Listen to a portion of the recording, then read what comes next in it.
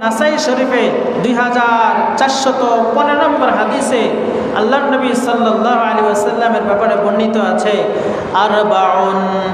আরবাউন লাম ইয়াকুন ইয়াদউহুন্নান নবী সাল্লাল্লাহু আলাইহি ওয়াসাল্লাম। চারটি আমল যা নবীজি সাল্লাল্লাহু আলাইহি ওয়াসাল্লাম কখনো ছাড়েন নাই। সুবহানাল্লাহ। কয়টি আমল? চারটি আমল নবীজি কখনো ছাড়েন নাই।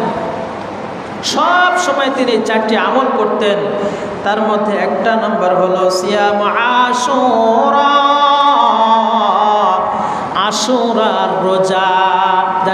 2 নম্বর নবী করিম সাল্লাল্লাহু আলাইহি ওয়াসাল্লাম কখনো ছাড়তেন না, সেটা হলো আশর, এই জিলহজ মাসের প্রথম 9 দিনের রোজা তিনি কখনো ছাড়তেন না।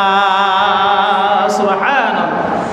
3 নম্বর হলো সালাসাতু আইয়ামিন মিন কুল্লি শাহর, প্রত্যেক মাসে নবীজি 3টি রোজা কখনো ছাড়তেন না।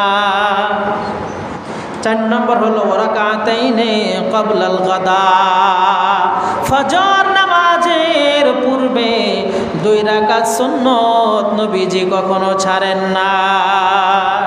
সুবহানাল্লাহ।